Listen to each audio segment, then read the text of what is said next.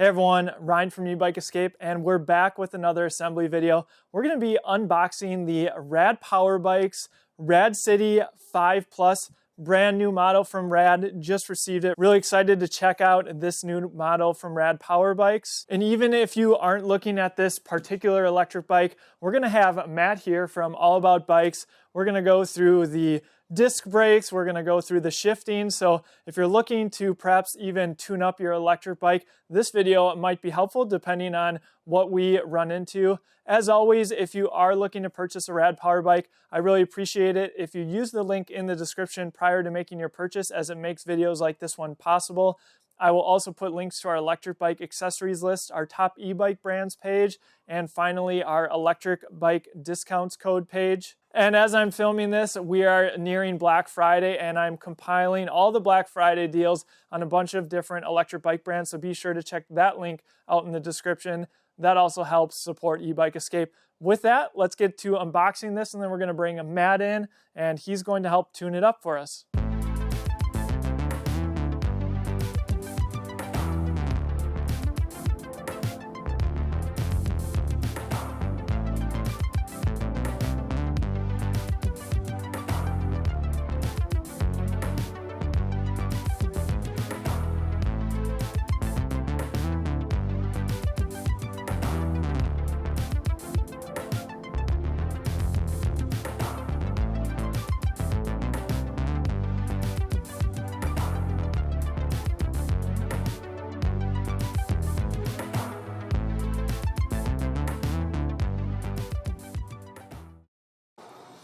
Hi there, Matt with All About Bikes here. We've got the Rad Power Bikes, the RadCity Plus, new model for them, and we're going to go ahead and get this thing assembled. We've got it already unboxed. Ryan did that for me, so I'm going to go ahead and take you through the process of it. So let's go ahead and get started here. He's got everything kind of hung nicely to where cables aren't going to be bound. You do got to make sure you're not kinking the cables. Got it pretty clean, nice and zip tied together. I like to see good cable management like that when I'm building bikes from scratch. So I'm going to take a 5mm to start off with and come up here on the headset cap. I'm going to be holding my fork down below. Make sure we don't have any slippage or the fork doesn't fall out. Don't need to be doing that to start off the repair. Set that aside. Go ahead and get this on here. Looks like we've got the 5mm again, I believe. And that is correct. Just thought I'd point out as he's putting that on there, you do have nice adjustability here. Really like that on the RadCity. Gonna be able to get into a really upright position, or as upright as really you want to be. Yeah, it's always nice to have that. Looks like on this build that is just for shipping too. Won't need that with this setup here, so that can be set aside and we won't need to use that. Alright. And if you've watched any other videos from All About Bikes, we like to go ahead and tighten things down before we move on. I'm going to put it in a position that I would not be riding the bike in. I'll come back and adjust that once it's out of the stand.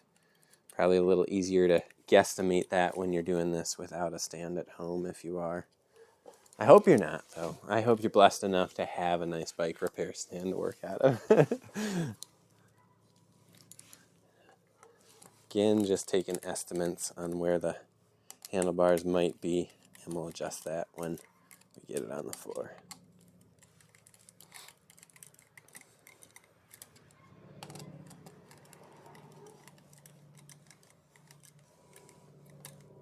Suppose I could do a little bit of connect the dots here too, huh? Align the arrows there and press. Hey, look at that. There's a sticker to show you too. That's because common sense ain't common anymore, folks. And one of the things we could have done, obviously, is pop this battery off and throw it on the charger. Usually they do come. We can actually see with the buttons here. Looks like that's maybe 60-70% full, but we could also charge that up while you're assembling. Then you're good to go if you want to take it for a ride once you're done.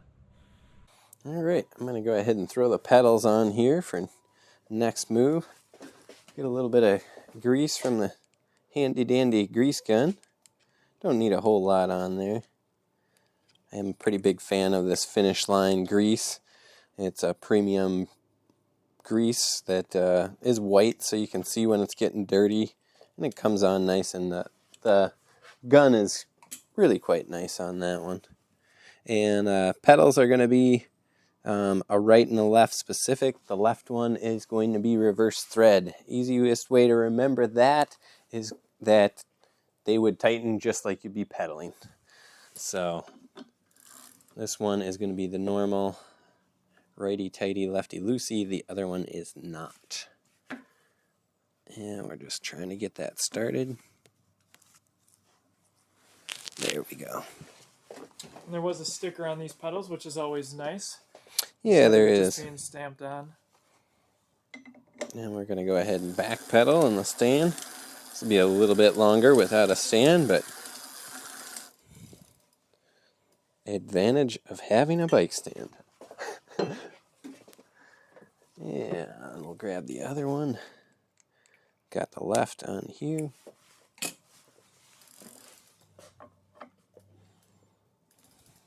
And that's going to be threading backwards from what you'd normally. But that's the way that we're going to be pedaling. And that's the way it needs to be tightened on. So, back pedal. Nice and snug on these. They do give you some tools to go with it here too for assembly. You can take a look at that. Obviously I've got my nice shop tools that I'll be using, but this is the little guy that we'd be using, the 15 mil for that. Yeah, longer one for up top here. And this is actually going to be for here as well. And they had 5 mils up here as well. So quite a few different spots that this one's going to work. Go ahead and snug those down a little bit too. Again, I'll check those later. But all right, got the pedals on. Let's see here. I think I'm going to go ahead and tackle the front wheel next and get the front brake pad spacer taken out. So if you come over here, always got to take out your front disc brake pad spacer here. And that's your rotor is going to go ahead and take the place of this little guy. As Matt's bringing over this tire, so these are much thinner tires than you'll find on some of the Rad Power Bikes models. They actually advertise now the RadCity 5 Plus as the electric bike from Rad Power Bikes that will get the biggest range with these thinner, optimized tires for the street. Nice. They look like they're going to be a pretty comfy riding tire. Rad Power Bikes on the sidewall. And you know this is a plus model because they actually throw a little orange sticker by the valve there. Okay, so when we're putting the front wheel on, we just got to be careful not to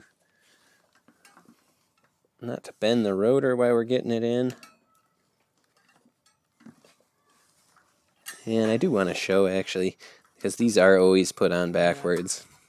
These little springs, actually the small part goes in towards the axle, so on both sides it's going to be that way. A lot of people put them on this way. I think I started off way back when, before I worked in a bike shop, doing the same thing. So that's just a quick reminder to do it. Yeah, so I put the lever on the non-disc side just to keep your hands and your fingers away from that disc brake rotor. You want to keep your oils from your skins off of it, and you know, when you're engaging the cam, there's less likeliness to hit your hand on a sharp rotor. So I'm just going to keep it off to the side. Normally it's on this side, but let's evolve and just keep our hands away when we're putting a lot of pressure. We don't need to be doing it by a sharp thing, right?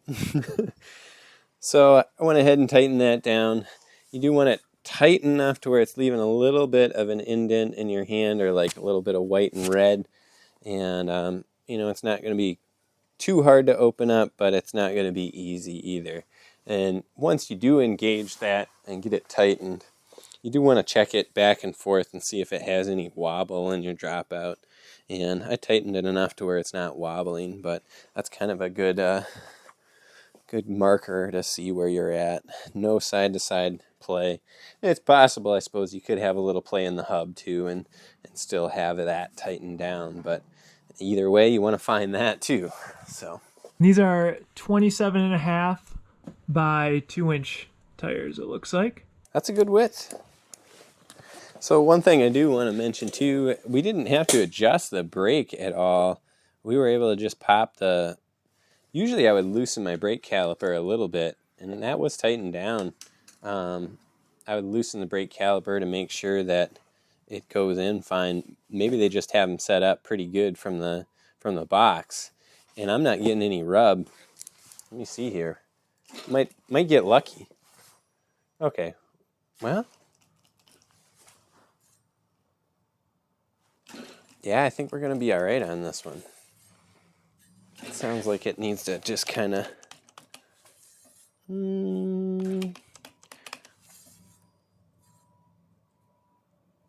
That's interesting. Caliper seems a little slow to let go initially.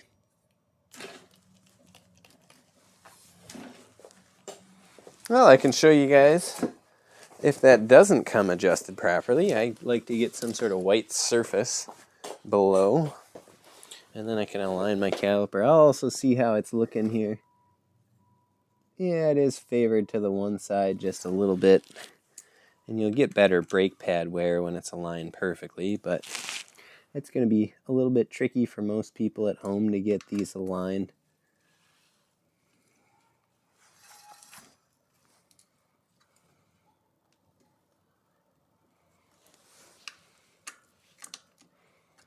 And what I'm looking for is just the gap in between my brake pads and the rotor to see where we're at. And we're really trying to listen for that nothing sound. That's not it. Now, common advice when adjusting brakes like this is loosen those two bolts, hold the front brake in this case, and kind of hold it to center the brake pad. In a previous video, Matt had mentioned that he has not found this to be a great way of doing it, and I have to agree, having dealt with many electric bikes and brakes, mostly with mechanical disc brakes. So he finds that this actually works better for him. So if you are watching this wondering... Yeah, so I can go ahead and give that a try. We can do it on camera here, so we can see. We can go ahead and loosen these to where the caliper is, freed up. So we've got those pretty loose. You can wobble back and forth, and then you can go ahead and pump your brake a few times. Now this is the theory anyways. And then you hold your brake down while you're tightening your brake bolts, and then that's going to automatically center your brake for you, is what everyone says. But we'll just see how it goes. Maybe every once in a blue moon I've seen it work, but it's not the consistency that I look for as a professional. We can get those usually better centered by eyeball and with the mat below. Yeah, there's our end result. And if you look at it from here, I don't know if we can get that with the camera, it's just favoring so heavily to the right side. So what I really have to do is just loosen those caliper bolts enough to where I can move that around. And that's what I'm going to do next.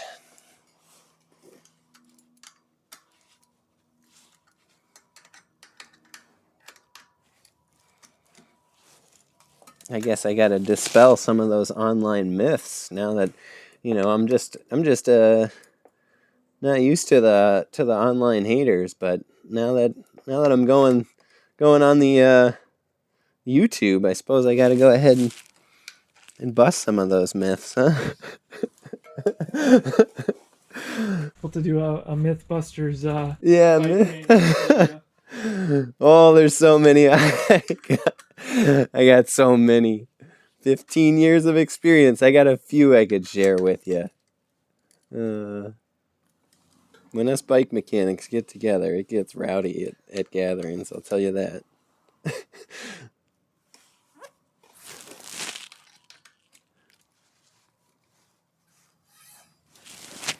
There's a Facebook group of professional bike mechanics of horrendous things that they've seen in their stand. Yeah, I can imagine. I think my favorite was like a $60 carbon water bottle cage on like a Magna.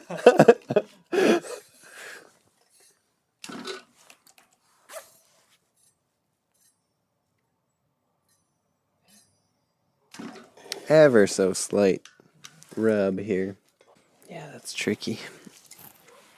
It's another one of those cases where the disc brake mount is probably just has a little bit of paint on the surface, making it hard to get that tightened down. There we go.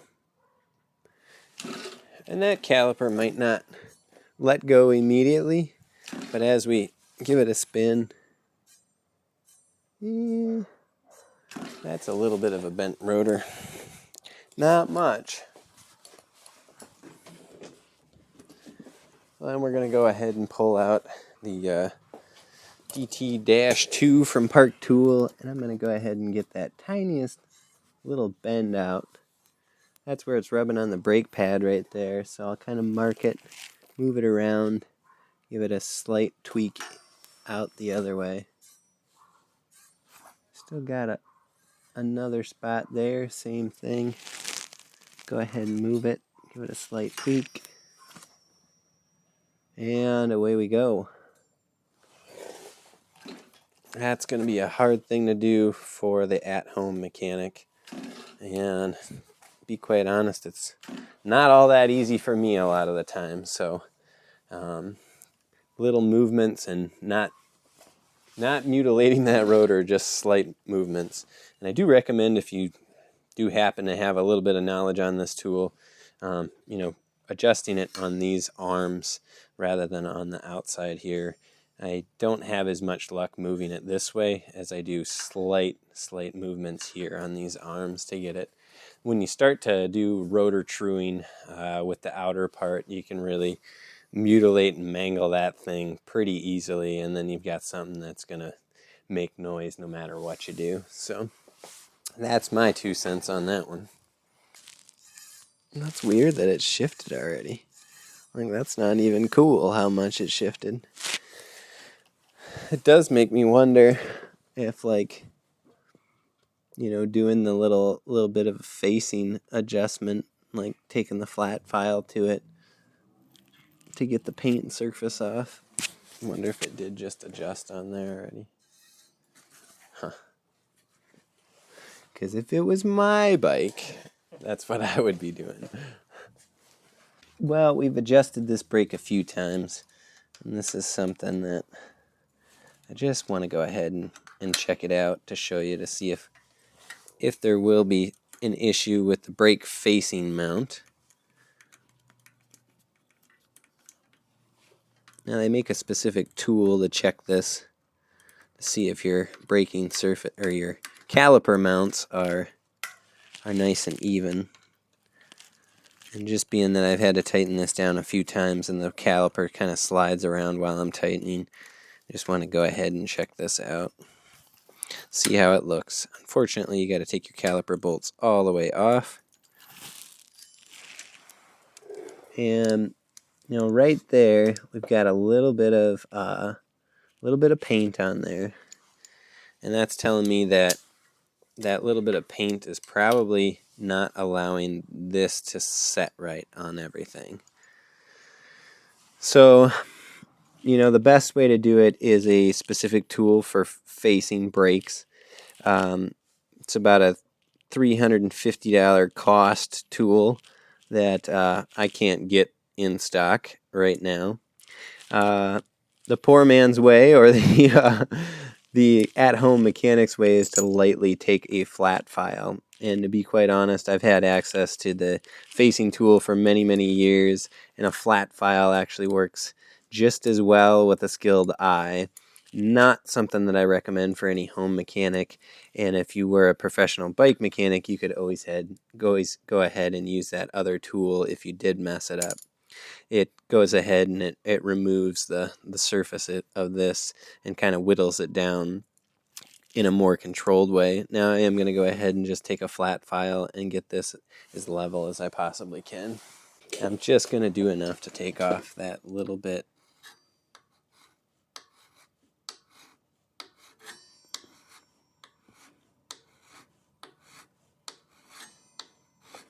Try not to hit the rotor there either.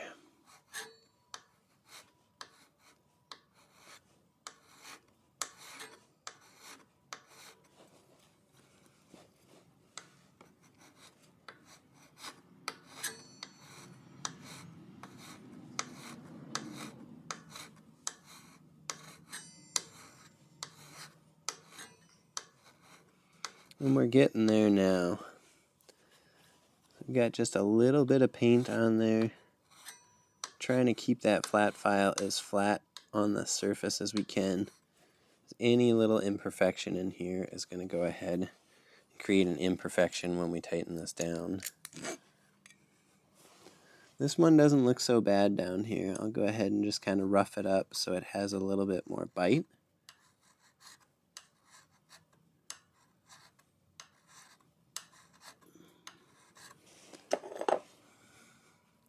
I'm sure there could be a few people out there that are cringing at the flat file, but you know, like I said, I've used the $350 professional tool, and I have literally had more success with a flat file than I have with that facing tool.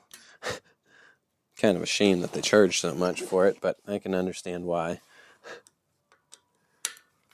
You know, we're going to see if we can go ahead and tighten down this caliper to where it doesn't have alignment issues anymore.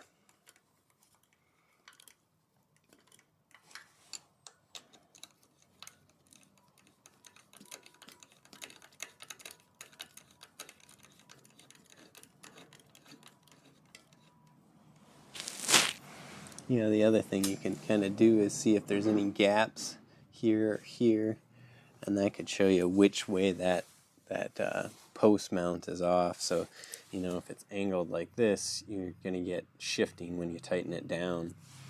And so that's one of those tricky things that's going to be hard for your average person to figure out.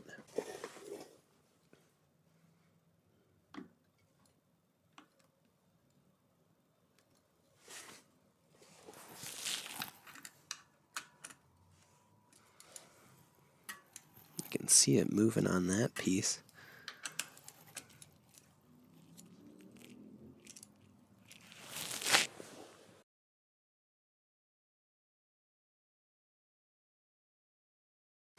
So you can see how it's moving as soon as I tighten it down. So you got to kind of hold your hands in place as it wants to move on out. One tiny little spot. And then it lets go, doesn't it? It's almost like it.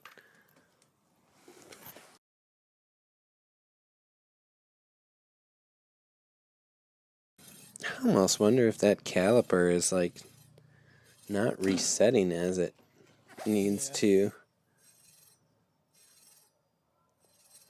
Seems weird that it'll be fine and then you squeeze it a couple of times.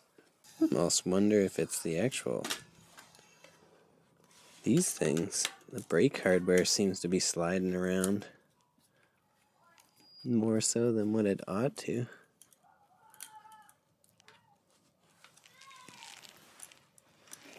Well, you can see how it's not biting into that very well.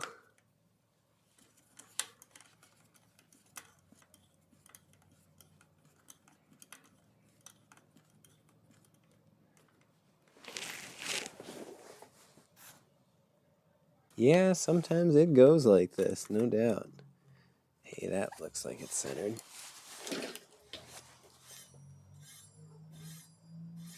Boy, it's even hard to see where that's hitting for how much noise it's making. Yeah. Just seems like it's just touching in one spot though. One other little adjust, and we'll call it good.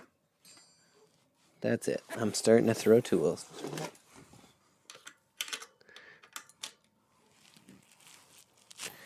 That's weird. I feel like the conical spacers here are actually causing the issue. I almost wonder if you could go with a direct like 5mm bolt and just a shorter one and eliminate.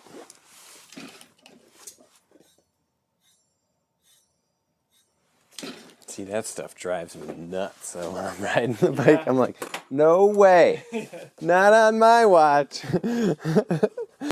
I'll come back to it. Yeah, there we are. It's like, hey, we've got a cord missing a plug-in here. All right, so we got the fender mount and light mount stuff here.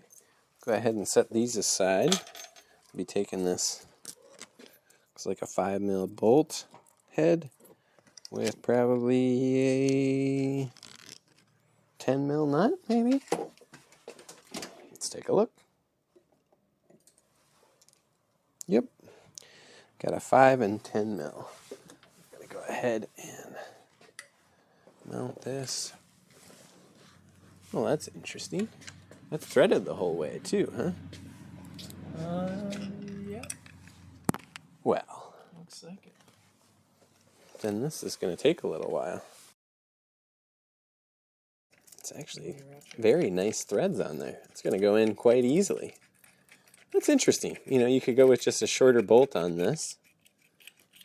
It's almost like a redundancy here, which I really don't have any problem with as a mechanic. We tighten it down this way, and we can tighten it down with the lock nut on the other side. That baby's going to be real nice and secure. You know, just tightening it down like that is going to be pretty good. And then by the time you get these washers and the lock nut on there, it'll be real fine and fly. Yeah, it makes it easier to assemble too. With the fender in there. Yeah, it does, doesn't it? And, you know, the more I work with these direct-to-consumer e-bikes, the more impressed I am with them. I had mentioned it in another video that I always was kind of under the impression that some of these direct-to-consumer e-bikes were not as good of a quality as some others. And I haven't found that to be the case. You know, I worked with a lot of the biggest names in bikes. I've worked with the top two for many, many years. I'd say probably 12 out of my 15 years of experience. And, you know, they still have quality control issues just like everyone else. So I will say that I've been pretty impressed. I'm happy with the build quality so far of the Rad Power. I like the fact that the rack came assembled on it. This is a really nice setup, and I'm looking forward to test riding this one. And I got to get one of these in my shopping cart at some point. While he mentioned the rear rack, I'll just point out the Yep window. And so the Thule Yep Maxi seats fit nice here, right from Rad Power Bikes. You don't have to buy the rear rack accessory. And so you can throw a child on here. Of course, you need to be aware of the, looks like 59.5-pound max, which is actually pretty significant for this rear rack. Let's just go ahead and say we're not throwing kids, okay? We'll gently set kids on there. I mean, we don't know who this video is going to reach out to, okay? No throwing kids. We're going to go ahead and line up those two arrows, and then boom, our front light's on. Well, plugged in anyways. Now it's on. Even professionals have to backtrack sometimes. I believe those are plastic fenders. Yeah. It's very similar to Planet Bike one that I've installed a lot on bikes, so it looks like a nice quality. All right.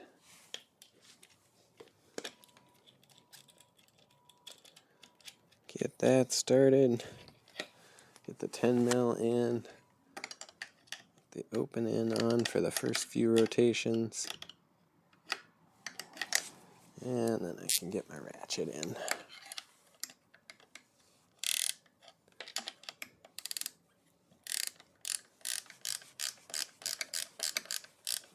And I go ahead and put the fender up at one of the highest points that it can.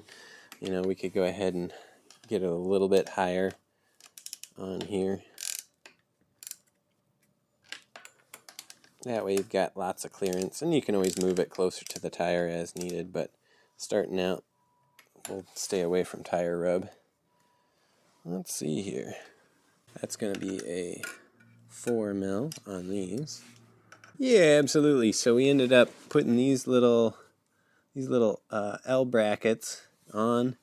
We did go ahead and check out Rad Power's video on it just to double check. We don't like to assume things here at All About Bikes.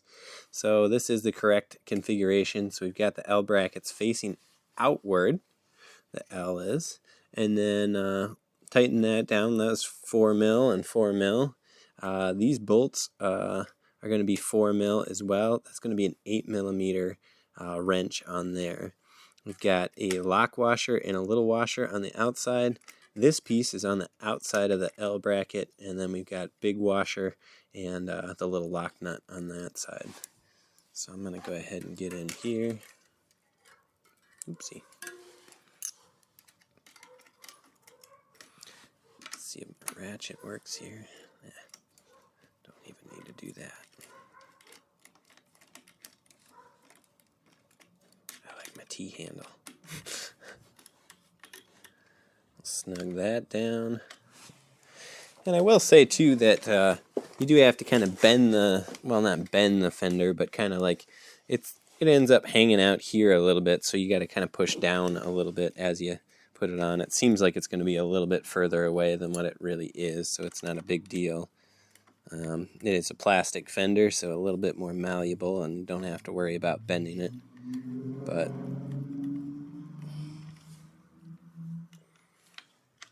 and looks like it's, you know, pretty well centered. And this can actually get a little bit closer now too. That can loosen this a little bit.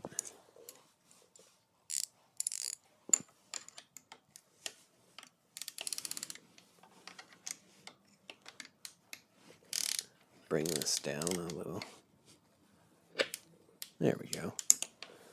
Wow, so even at the furthest down point when we're installing this, it's still not rubbing on the tire. So that's kind of cool to know.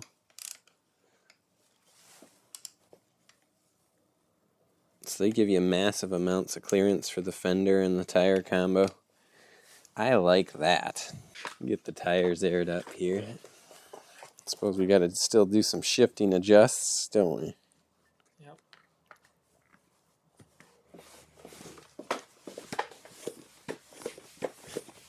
So these tires say 35 to 65 PSI. I personally like running them on the lower end. I think Matt does as well. Yeah, I'll probably go to around 35 or 40. Get more of a comfy ride when you go with a little bit lower. And you're riding an e-bike, right? So you don't need to worry about speed as much, right? The e-bike motor will take care of that for you. And speaking of motor, there's the new motor.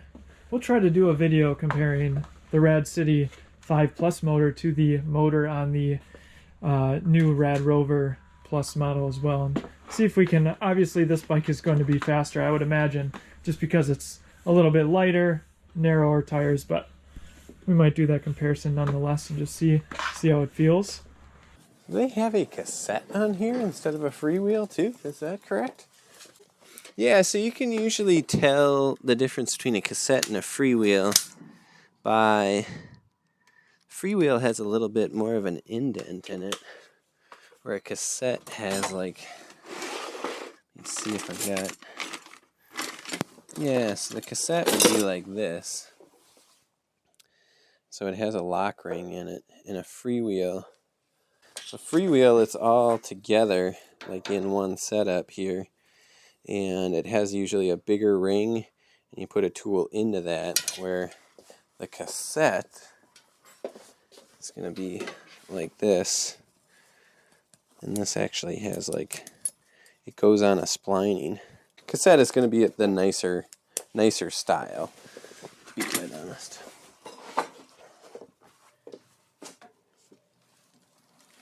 All right, so in the back, looks like we have a Microshift Mizzou. I think this is a perfect representation of the part shortage. Usually, Rad Power Bikes goes with Shimano components, and so I've heard rumblings of Microshift components going on some of their bikes. So this is one example of that.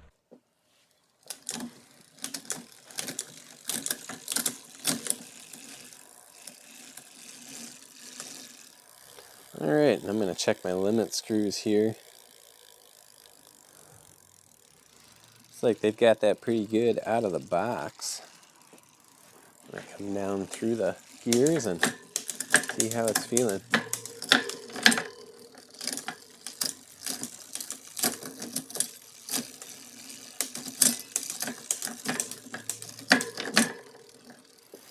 Check and make sure that it can't come off on the low end side.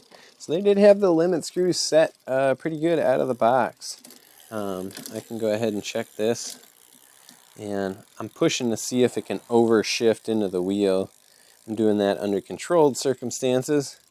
Yeah, and they had the limit screw set really quite good out of the box, and it seems like it's shifting through pretty nicely. On Rad Power Bike's website, they note that this is a 7-speed freewheel, 11 to 34 tooth. And on their website, they do say Shimano Alta shifting, which obviously, as I mentioned earlier, this is the Microshift Mizzou. How does it feel up front for the shifter? It feels pretty good. I would say that I've been working with the Microshift too because of the parts shortage, and I feel like they're pretty good. Haven't had any quality issues with them. And they're about the same to adjust. A little bit different feel on the lever itself. Feels a little bit more clicky, and I don't mean that in a bad way or a good way. It just feels a little bit different, the engagement. So, well, it's shifting through just fine when I'm, maybe a little bit there, but yeah.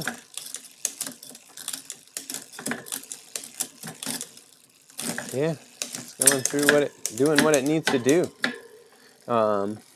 If you did need to bring it one direction or another, you would turn out to go up, or you would turn in to go down on here. So you can actually get behind the bike when you have it in a stand and see where the chain is aligning. And if I did like a couple turns on here, you could see the derailleur actually start to move over. So that's the cable tension part. And if you did have to adjust the limit screws, these would be the screws that you'd adjust to where it couldn't overshift here, or where it couldn't overshift into the frame. Fortunately, they had it all set up pretty nicely from the box, so I like to see that. All right, I think we're ready to take it out of the stand here. I like to get it in a nice, easy gear that I'm not going to be angry with myself. So I think we are pretty much ready to take this out of the stand, huh? Went ahead and checked our derailleur out, got our pedals on, front fenders on, we've got the light on. I've got my handlebars in a weird position to remember that I need to adjust it when I take it out of the stand. Go ahead and pop it down. I like to do these last adjustments over the bike. I'll get my seat adjusted. That a little bit tighter.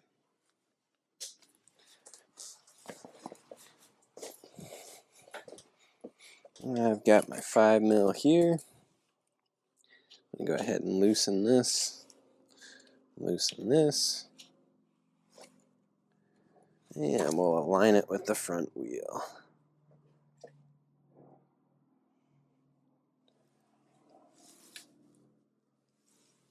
Go ahead and tighten down the top just a little bit, make sure that's snug. And they have a max Newton meter of 10 on here. Go ahead and grab my torque wrench. I'm going to go ahead and spin it up to 8 Newton meters. Don't need to go up to the max on there. We'll tighten that down.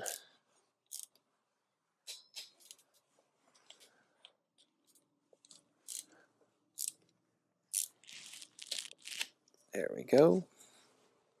Now we want to adjust our handlebars. And let's see here. Now would be the point in which you may want to make it a little bit more upright riding bike. So we could adjust the stem here as well. Ryan, it's your bike setup. How would you like it? A little bit more. A little bit more upright, just so we can showcase the adjustability of it. So I've got this to where it can move, and we're going to go ahead and take that same. Looks like we're at 20 degrees there. It goes up to pretty high, it looks like. Oh, this is the different style here where it goes on underneath.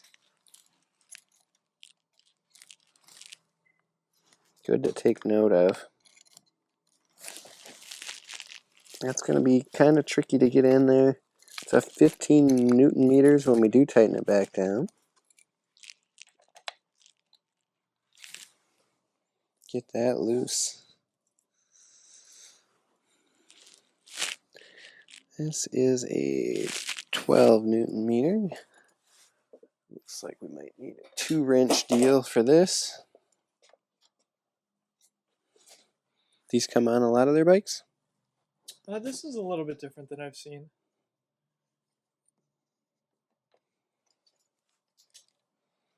And then you can go up the splining. No.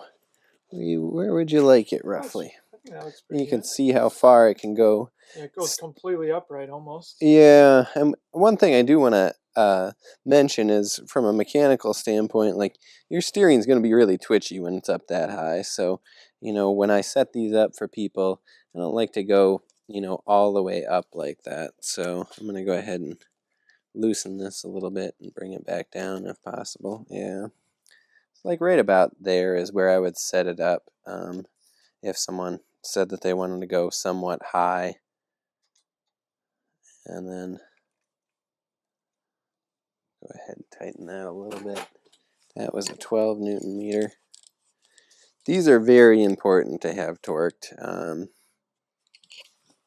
to the right spec.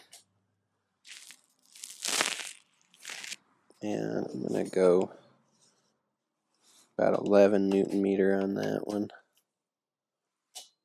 There we go there.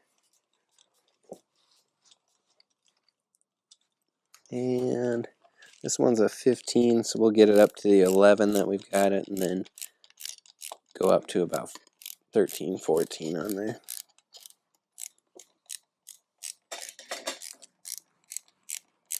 Definitely don't forget this bottom one. All of these work well to keep you upright.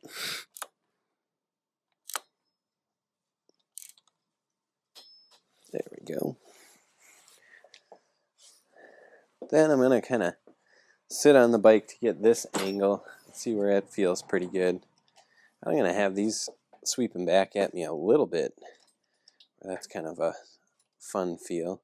You know, you could certainly go way up like that. And this I'm not seeing a Newton meter spec. There it is. What do we got? 8 to 13 on that one.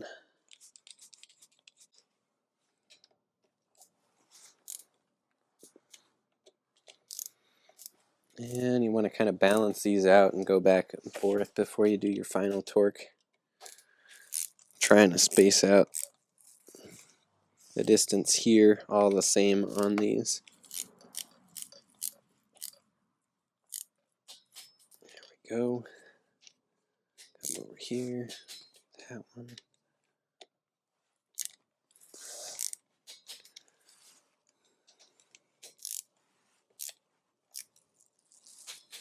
All right. I'll torque down there. Let's display's a little bit wobbly yet. Can grab a little Allen wrench and tighten that down. Because this is the new Plus models, we have the dual LED displays here. Ooh. And I will point out, I was able to figure out how to override this, though you are doing that at your own risk. Override the speed, that is. You can check out the video in the top right-hand corner of your screen. If you want to learn how to override these electric bikes so they go a little bit faster than 20 miles an hour.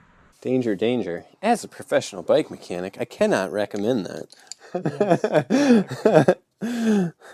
But one of the nice things, I feel like the dual LCD display is a little bit user-friendly. If you're changing the pedal assists, you have them right where you change them. And then, of course, I love the dedicated buttons on the left-hand side for the light, and then obviously the power button. And as a person who rides in winter, I do like the fact that these buttons are quite large. If I put on some gloves, I'm still going to be able to hit those buttons. So just some small things that I like about the new LCD display. Yeah, that is nice. We'll take our little sticker off there if you don't mind. You got the little thumb bell there too. I like that. Everyone needs a courtesy bell. You alright if I take this off too? There we go. Make it look fresh. Alright. I think we're test ride ready. Yeah, so we're going to go ahead and take it out for a little test spin and do our brake bedding procedure. So you want to do this by getting up to speed and slowing down nice and gradually. I guess you want to give it a little bit more than gradually. A firm nudge of the brakes, and you don't want to come to a complete stop.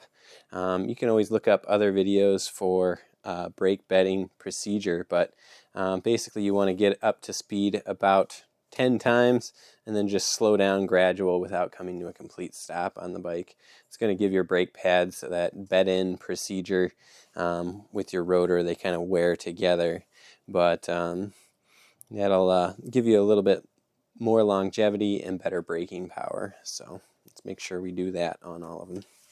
All right, now that the bike is all set up, we're going to take it for a test ride, but we wanted to give you a little bit of our initial impressions. I have a few thoughts that I wanted to talk about, and then Matt's going to give his more mechanics perspective, having seen multiple electric bikes. What I really like about the RadCity, of course, are these swept back handlebars. Really like the adjustable stem. Just going to feel very comfortable for a wide variety of riders. I've also noticed, especially when this bike first came out, even the high step model is going to be pretty accessible. I mean, it's hard to tell here, but you can see kind of where Matt's leg is hitting on this bike. So even if you are a little bit of a shorter person, I still think you might be able to consider the high step. And of course, if you don't want the high step, nothing wrong with that. That's going to be more comfortable for even shorter riders. So Rad Power Bikes, you can just tell with the geometry of these bikes that they have really thought about that. And then of course, I just like the nice upgrades with the Plus model. Of course, you have the semi-integrated battery. We'll go through all of these things when we do our full review. I really like the rack, comes pre-installed.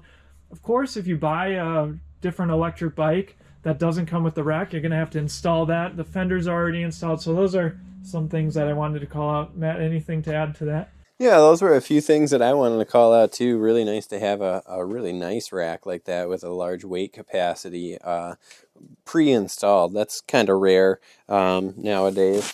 And then, you know, from a mechanical standpoint, it put together pretty well. You know, I struggled a little bit with the front brake caliper, trying to align that, but, you know, that is something that is tricky on some bikes out of the box. So, you know, don't be afraid to take it into a bike shop and have them adjust something if need be. Some of that stuff can be a little bit tricky, but all in all, I really impressed with how well the bike is put together. Kind of excited to test ride it and see how everything works out. The shifting was pretty much entirely dialed out of the box, and the limit screws were set out of the box too. So between the rear rack and the shifting and all of that, pretty good build quality. So glad to see that.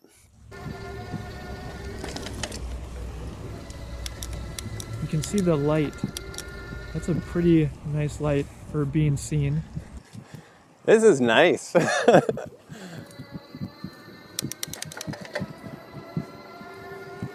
What'd you think? It's a really nice e-bike.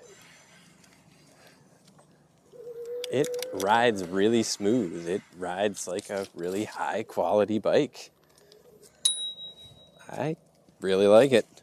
It's kind of a nice in-between between a hybrid kind of feel and kind of a little bit of a cruiser feel.